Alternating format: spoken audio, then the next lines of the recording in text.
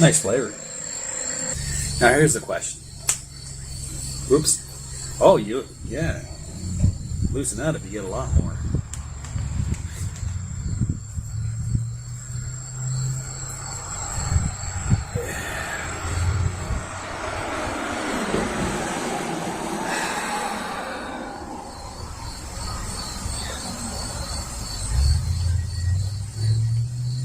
It's going to be a little difficult to clean out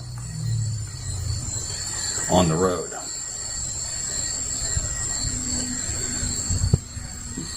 Man, there's a lot of coffee left in there. So you take that off. There's your grounds in there.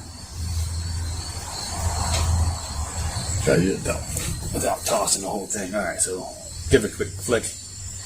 Probably fill that back up and go again.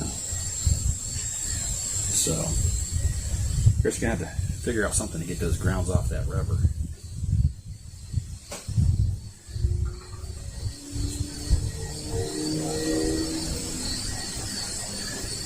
They probably should have given a tool for that, right?